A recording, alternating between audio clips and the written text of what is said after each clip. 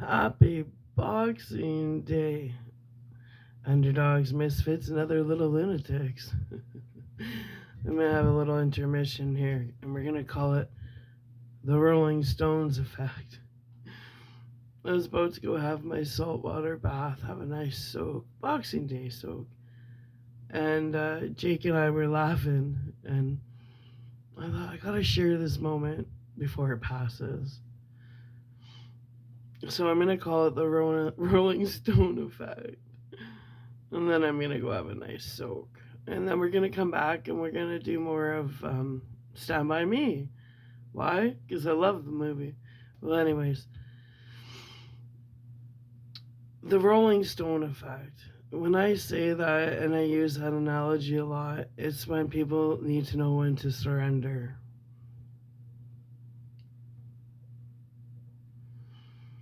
I grew up to the Stones. Sticky Fingers album was one of the best albums out there, in my humble opinion. I saw the Stones in concert, the Beast of Burden tour, I think, in '94. It was wonderful. And then something happened. They turned into like the Bob Dylan effect. It's like, or the Nickelback. You just have to listen to one song and it's all the same, right? But there was a time when the Stones were phenomenal. But they're getting up there. Like, sometimes it's just like repackaging an old gift. You know what I mean? So, now that you got the backstory on that, look, I grew up in the 80s, man. And, you know, part twos and trilogies and stuff were awesome. I mean, one of my absolute favorite trilogies was Back to the Future and also Indiana Jones. And they all had a different theme, but they all went together and you're just so damn entertained. I still am entertained with those. Nightmare on Elm Street. Oh, it still creeps me out, right? I remember when Revenge of the Nerds started going a little too much because, like, the first one was so good that it was kind of hard to outdo that one. You know, there's some movies that you can do trilogies and parts 10, 11, 12 to. And there's other movies where I think if the first one was so fantastic, leave the continuation up to the viewer's imagination. Because I'll tell you what, their imagination will be able to continue on your story and your imagination far more than you could yourself. Because we're all different. Like when you're like, I wonder what happened to them, if, you know, later on in life. Leave it up to the imagination. Don't try and write it. Because you might take away from the initial movie that was a banger, right? So something's going on with cinema. I don't know if it's artificial intelligence. I don't know if people, because of TikTok, people are easily entertained. But this girl, this old cat here, I'm not easily entertained. So, last Christmas, this is what Jake and I do at Christmas, and we love it. We go to the theater, we have their overpriced poutine, and we watch a good movie, and we love it. It's the best way to spend Christmas. We don't party, we don't drink, we like movies. Well, last year it was kind of funny because we went to see that Nosferatu or whatever with Johnny Depp's daughter. I fell asleep. I mean, I was snoring asleep, and Jake's like, "Mom, you're snoring." Like I was like it was hard. And then we used to go to the movies a lot, but I keep falling asleep. Like I'm like, this sucks. The last movie in the last 3 years I haven't literally fallen asleep in the theater and started snoring to was Sinners. Fuck, that was a great movie. I even bought it on YouTube because it's such a good movie, right? I actually stayed awake through the whole thing. So whoever directed Sinners, good fucking job. He kept me awake. Well, about 3 years ago, this is when it first started, me falling asleep in the movie theater. I said something's going on. Jake and I went to see Twister too. I would I couldn't handle it. I was like, Jake, I literally was dozing off. I'm like, you couldn't pay me to watch this movie. But Twister 1 was amazing. Like, I still watch it. You know, Bill Paxton. I don't know if it's the actors have changed. I don't know what's going on. But I know during Twister 2, Jake and I walked out after 40 minutes. I looked at him like, I can't do this, Jake. He's like, I can't either, Mom. So, $60 down the tube. We didn't care. It was torturous. We walk out. I'm like, oh, get out of there. I'm like, thank God. Like, I couldn't sit during that movie. It was horrible. When you compare it to Twister 1, 2 was horrible. I thought, is this a joke? So, and I started falling, I fell asleep, and then I fell asleep within 15 minutes. I'm like, this is so bad. But Jake literally agreed. I'm like, Jake, let's just go. He's like, yeah, this sucks. So we walk out. And we didn't go to movies for quite a while because I'm like, what a waste of fucking money. So then we went to Sinners, and it was like, this is great. And then I renewed my faith in cinema because I'm like, Sinners was a really good movie. I like my vampire movies. Wow. So I thought until I tried to watch Nosferatu or whatever you call it. Maybe it's because Johnny Depp is such an amazing actor that you would think his offspring would be just as good. So I kind of feel sorry for his daughter because no. I fell asleep. I was like, oh my God. And it was like 3 hours long. I was like, oh my God. And actually, last year was that was last Christmas, but it was different because we assumed it's Christmas, nobody's going to be there. We didn't get our tickets early, nothing. And then it was a 3-hour movie. We get there, we take a cab there, waiting in line, get our shit. We go to pay for the movie and they said it's sold out. I said, you gotta be kidding me. Well, because we cab it, we're stuck at the theater for 3 hours till the next show. Shit. So Jake and I went for a walk around the mall outside. It was freezing. We came back in. We played some arcade. We took our pictures in the photo booth. I had like 3 Starbucks coffees. We thought, well, let's try one of their poutines. Weren't bad, overpriced, but that's fine. But still, it wasn't crappy. And so we're stuck in the theater basically for 6 hours. Then we get into the movie, and I couldn't stay awake. And it wasn't because I was tired. It was because it didn't entertain me at all. So I wanted to walk out of that one, but Jake just let me sleep. Okay. Now, I'm not going to use the name of the movie or the director because, I don't want to deflate their balloon. I didn't like who they chose to do the main song at the ending. Like, you chose that person? I didn't even like them when they were part of the children's cinema, whatever. The music chosen sucked. And then, we saw the last 2 in theater.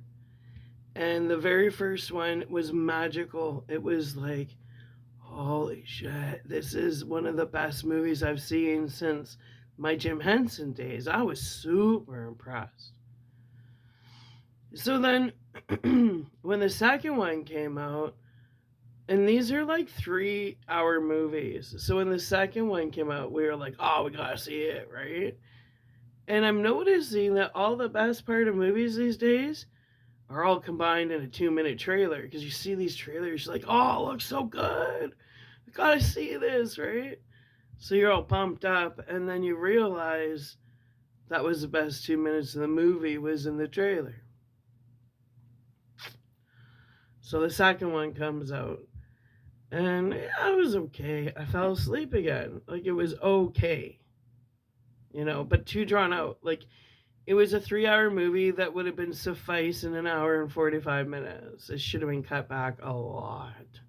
Well, anyways, because it was way too long and boring. It was boring. It was just repetition. And it didn't stand a chance up against the first version, the part one. So I fell asleep a couple times, but I'd say in total in the 3 hours, I fell asleep for about half an hour. Well, then I bought the movie off YouTube because I'm like, maybe I didn't give it enough of a chance. Like, I'm going to rewatch this alone and see what the hype's all about. Like, did I miss something here? So I bought it, I tried to watch it, fell asleep. I fell asleep every time I tried to watch it, and I'm like, no, it's just, I just don't, it sucks. It's okay, but when something is so hyped up, well, you're expecting Jim Henson quality, right? Labyrinth, Never Ending Story, Dark Crystal, like you're expecting some good quality shit. Because even with the Never Ending Story, part 1 and 2 were all phenomenal, but totally different. They weren't like, you know, stretching, right?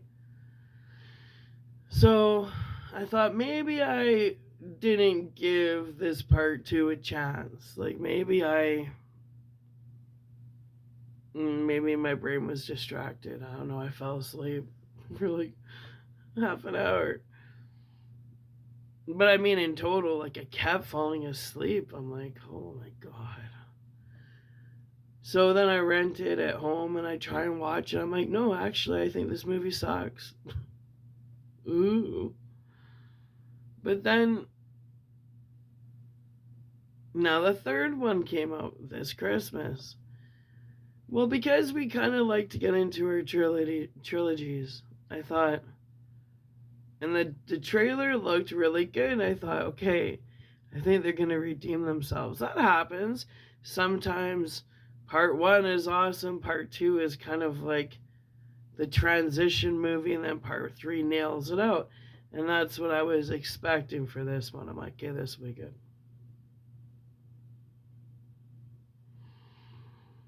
Well, Jake and I didn't want to get stuck at the theater. Like, the effort we put in, because we were so excited to see this movie. So the effort we put in was, like, 4 days ago, Jake went to the theater, pre-bought our tickets, pre-bought our seating, so we wouldn't get there and it would be like, well, sold out. No, I'm not doing that again. Lesson learned. I only touch the burner once, get burnt. It's like, fuck off. Get me away from this stove. So, we're all prepared. Like, we are all prepared. I even brought my hooded wearable blanket. We're prepared, man. We get there. The best part of going to the theater was having the conversations we had, because while we were waiting for our poutine, there's not like a cafeteria. There's a couple tables, like 3, with stools. And each of them, there's one person there standing by themselves. I'm like, oh, here we go. 6-man tables with one person at it. I look at the one table, and the guy looks old and totally unapproachable. I'm like, don't want to tap into that energy. And then I look at the other table, and then there's 2 people there, and they're almost looking at us like, don't even think of coming here. I'm like, not going to that table.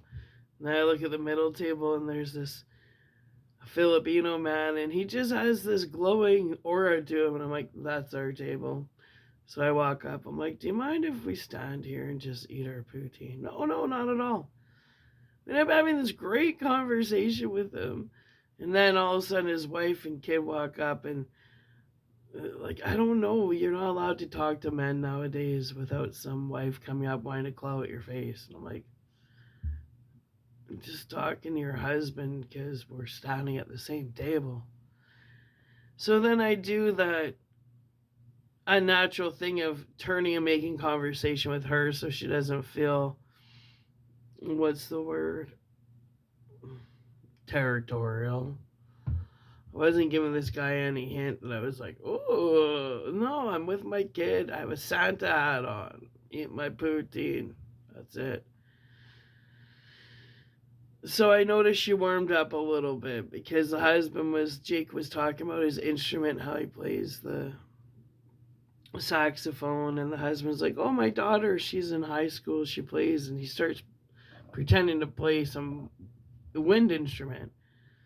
So when she walks up, I said, oh, do you play the saxophone or something? His dad didn't have a clue what the hell she played. He's just like, my daughter's in a choir. She ends up playing the trumpet. I go, holy shit.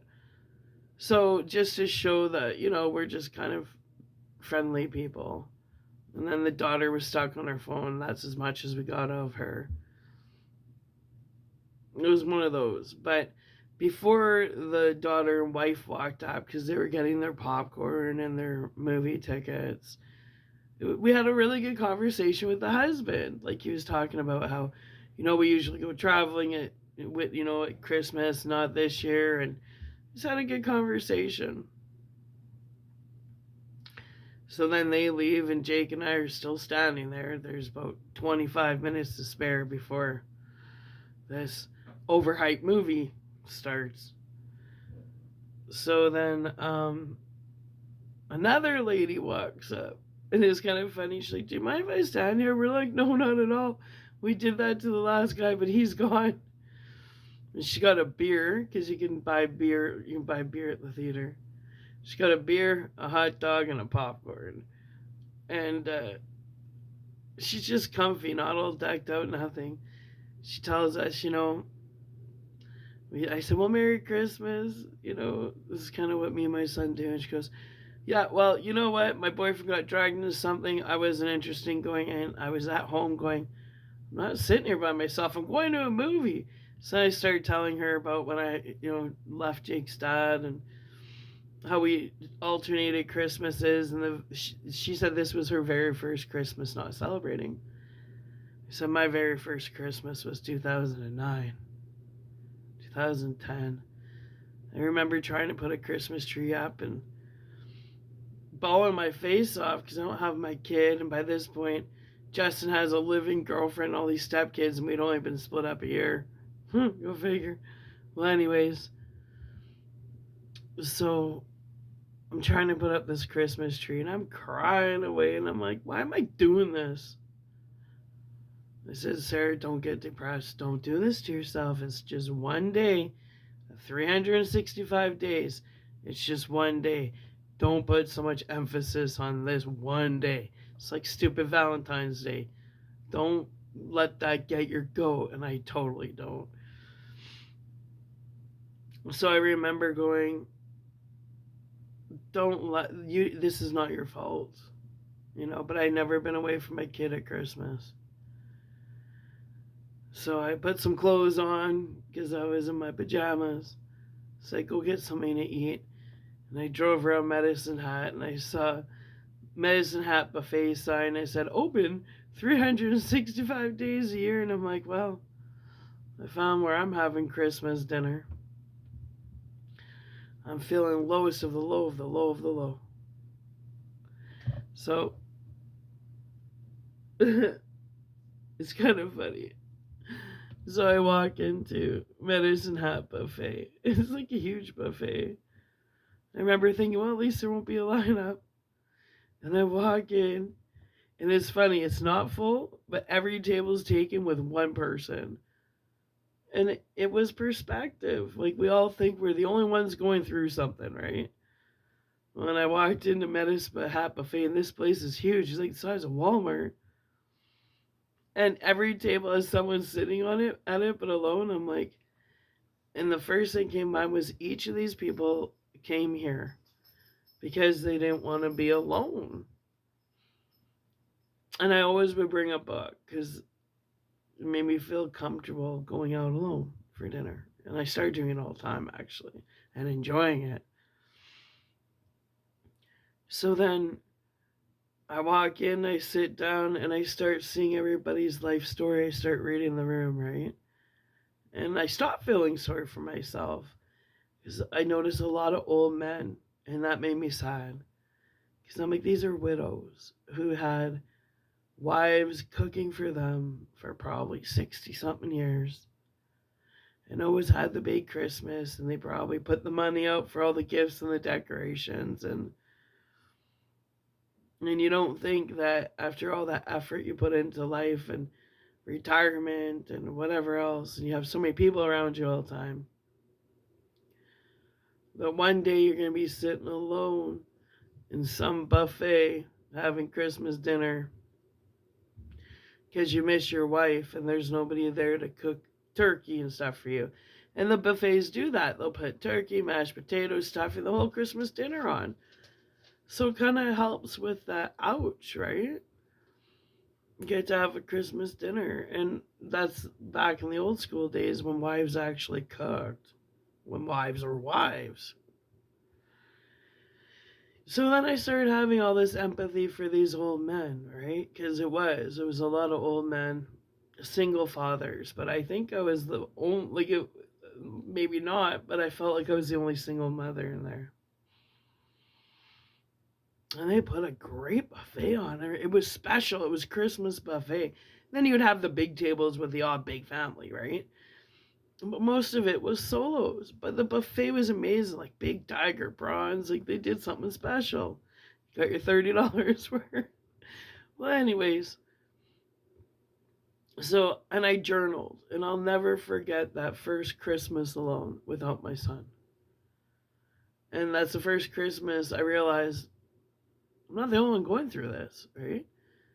Unfortunately, there's comfort when you realize you're not the only one. I know it's sad. When you're like, hey, they're depressed too, I'm not alone. Anyway. So then Christmas became special to me in the sense of keeping it simple. Keep it simple, stupid. The KISS method from the sheet metal shops. And that's how I raised Jake. Like, Jake was, I think, when we split the sheets, he was just about 6. So I've been having these solo Christmases for a long time. And then when Jake would be with me at Christmas, we would just, before we started going to the movies, we would go and get a special onesie and we'd watch all the classics for 2 days straight. Just get comfy on the floor, make a big bed in our onesies. Jake loved Home Alone. We'd watch the Home Alones.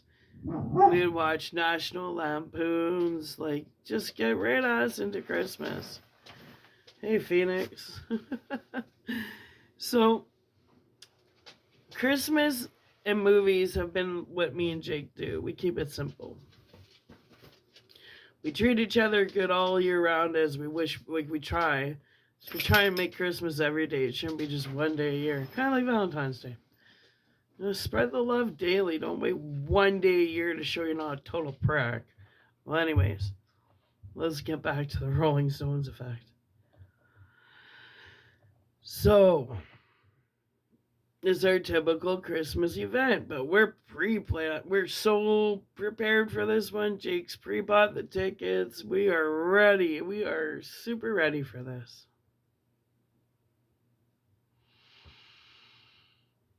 Jake, how long was that movie? 3.5 hours. 3.5 hours. Fuck me. Fuck me. I think I was up for what, a half an hour? You heard it from him. He was so annoyed. I started snoring 15 minutes into it. Like, I couldn't stay awake. I'm like, this sucks. It didn't have the same energy to it. It just, ugh. So I remember, like, it had just started, and all of a sudden, Jake elbows me. He's like, Mom. And I can feel it when you're like, you can feel it, and you wake yourself up, right? He's like, Mom, I'm like, what? He's like, oh, I thought you were snoring. I'm like, no, I was totally snoring.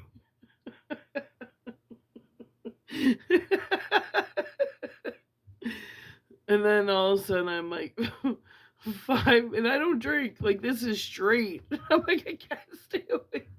I went to 7 o'clock movie. We normally go to the 9 because I didn't want to fall asleep. So then I'm like trying to stay awake. I'm like, what's the point to this movie? Like, it's not entertaining me. And while I was awake, I'm trying to see. It was such a copy and paste from the previous one. I'm like, I didn't like the previous one, and it's like a continuation. Fuck me, what am I signed up for? 3.5 hours of my life, I can't get back. Anyway, so about 20 minutes later, totally snoring, Jake elbows me. He's like, Mom, snoring. But this time I didn't catch myself, so he totally busted me snoring. Oh, sorry. No, I wasn't. He goes, yeah, you were. I try and stay awake. Like, we paid for the 3D movie, for fuck's sakes. Like, we paid the extra, man. We got the bells and whistles. I'm awake for about 10, 15 minutes. Trying to see why the hell I'm sitting in this theater watching this boring fucking movie. When the first one was so amazing. It's supposed to get better, like fine wine. Cinema's not working that way anymore. Something ain't right with cinema. Like, it's boring. Where's the Quentin Tarantinos? Where's the Jim Hensons? Where is any of it? It sucks, man. I wake up again. Oh, fuck me. I fall asleep, and I go into such a deep sleep, and I'm snoring apparently. But my dream was so good that when Jake woke me up, I was pissed at him because the dream I was having was awesome. And I woke up to this boring movie. It felt like Groundhog Day at the movies. Jake's like, Mom, you're snoring. And I couldn't help him. Like, and I said it loud enough. The person beside me, they knew I was snoring. And he said, this movie's fucking boring. Like, fuck me. I can't do it. Jake's got his 3D glasses on. He just shakes his head. Trying to stay awake, fall back asleep. And he's elbowing me all for 3.5 hours. You're snoring. And I looked at him like, just let me sleep, man. Like, leave me the fuck alone. And I wake up and I'd be like, did I miss anything? He's like, no. I'm like, fucking boring.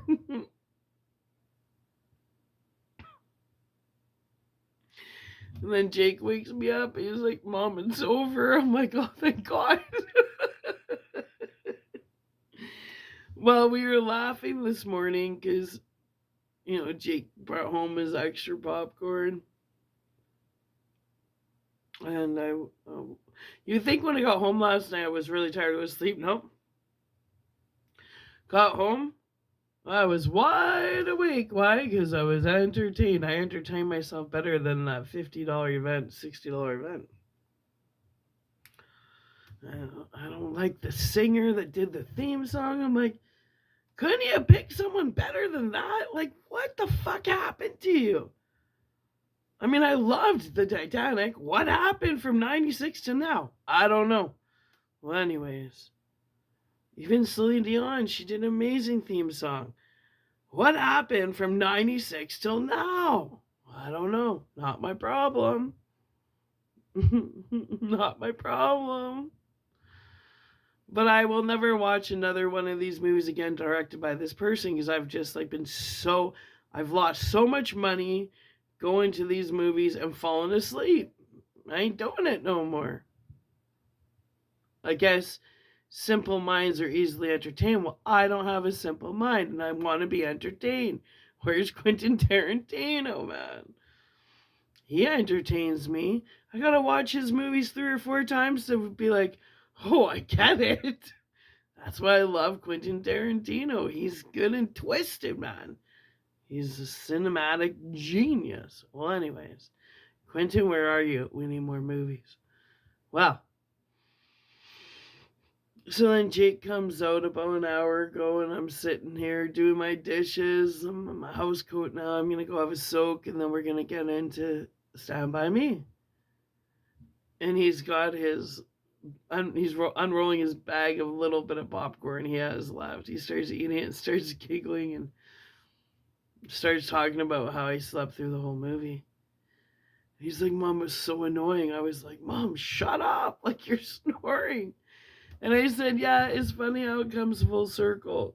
Because when you were a little kid and I took you to the movies, I'd be like, Jake, be quiet, be good, because you gotta behave at the movies.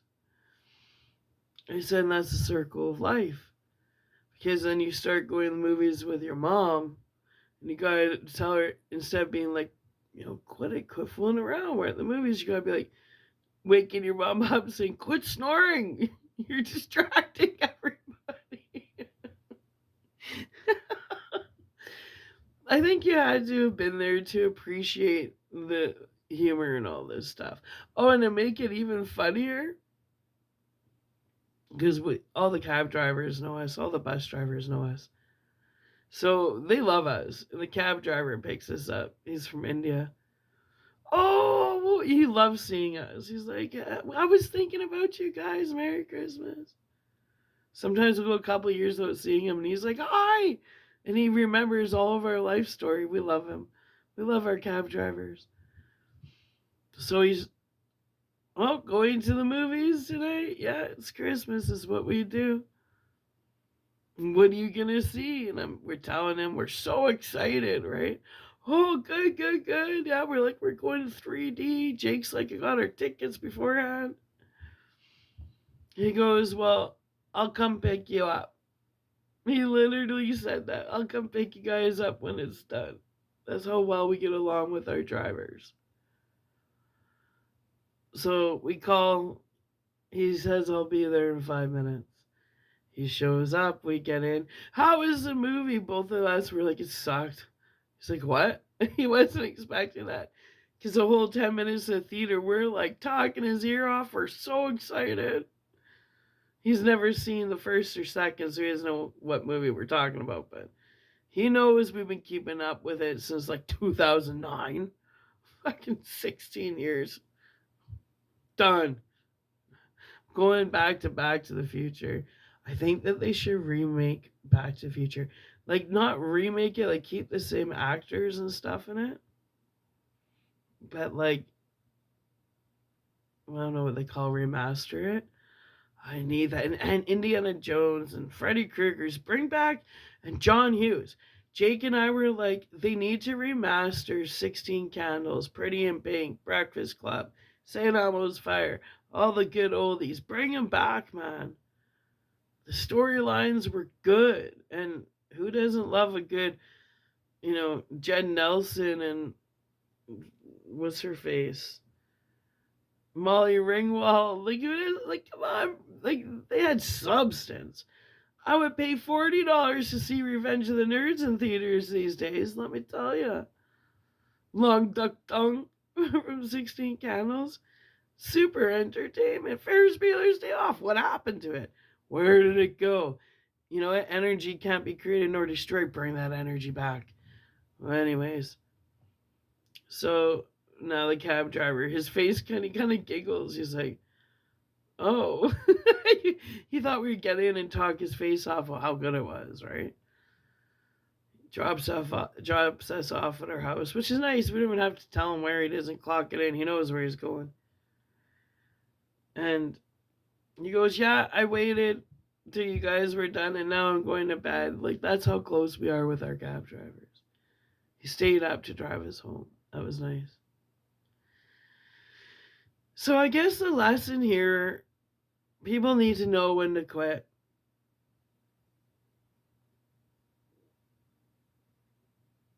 hmm Jake was saying that about the Fast and Furious series too. We saw all those in theater, but eventually, it was just like enough is enough. You got to know when to stop.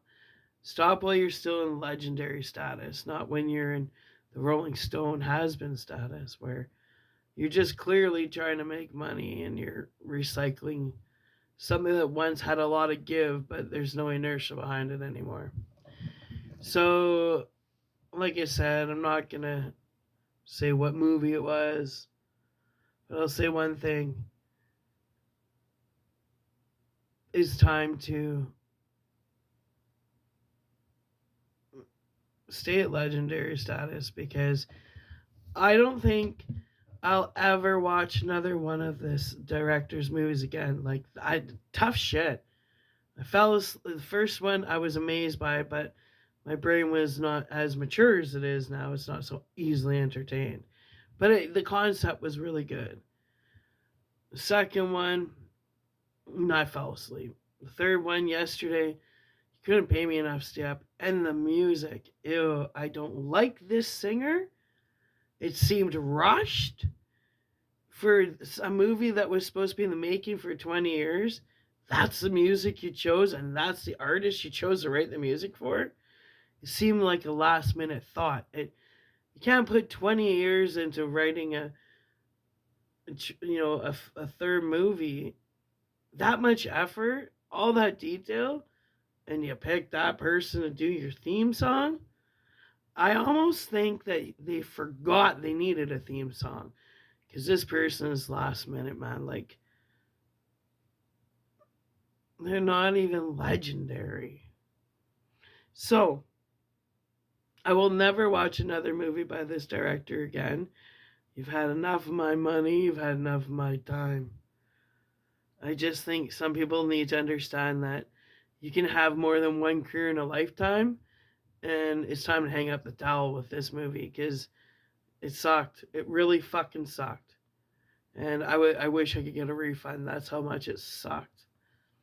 So, Jake and I decided we've outgrown our movie Christmases. Next year, we're doing something totally different. And I'm excited for next year, but it ain't gonna be no fucking stupid movie. I'll tell you that much. Because until we get some newness in the cinemas and stuff that really gets your brain going and you get, stimulated beyond the mind of a 5-year-old, I ain't going spending money at movies. No way. It costs too much and it bored the shit out of me. Start remastering the John Hughes. Fuck. Jim Henson's. Guys, bring back remastered with the original actors. Like, don't be switching it out. Just bring it back in 3D. I want to see in 3D The Labyrinth, Never Ending Story 1 and 2. You know, all those good ones. All John Hughes. Bring them all back in 3D. I'll start going to the movies again. But as long as we got this shit running the world, I give up on cinema. I am done. I'm bored. I'm bored. I'm not stimulated at all. And I'm a writer. And I write scripts. And when I sit here when I write because I need to write so I can entertain myself, there's a fucking problem. Well, anyways, bring back the old classics, please. If I'm talking to anybody that has any control over what's going out in the theaters, can you please bring back, the John Hughes and the Jim Hensons and maybe throw them in 3D? Man, you're gonna revive people again with the cinema, but this shit going out right now, it fucking sucks. And these actors, they ain't as good as they once were. They're not funny, they don't have good energy, they don't have good auras, they're bland, they're flat, they're 2D, not impressed. And get some good musicians to actually do some decent theme songs. Yeah. And you wonder why I read books? Because I love the sound of crinkling paper. Well, anyways, that was my little intermission of the Rolling Stone effect. I'm gonna go have a nice soak, put my face on, put my Santa hat on, and we're gonna finish up Stand By Me because I love it. Well, thanks for listening. And you know what? I know some people out there totally agree with me. Bring back the John Hughes 3D. Revenge of the Nerds. Come on. I know there's someone out there that has total control of the whole cinema, like at the top of the top. Do your diligence. You know, when I was in the restaurants, they always said our customers were our best trainers. As a server, I serve too. That you get people bitching at you. It's constructive criticism. When you look at your customers as your best trainers, you'll learn. Well, I'm a customer from the movie theater, and you guys all suck. So, come on, pull up your shit until you guys can actually get some good shit rolling out there. Remaster the stuff that actually was good. In the meantime, I'm done with this boring shit. I don't have a TikTok mind, and I'm not easily entertained. So like, just don't put all the best moments in from a 3 hour movie, 3.5 hour movie, into a 2 minute trailer because you make people feel stupid and robbed. All right, I'll be back with Stand By Me. That's one that should be remastered, right? I'm literally resorting to reading old books because the movies suck, in my humble opinion. But that's just my opinion. Bye for now.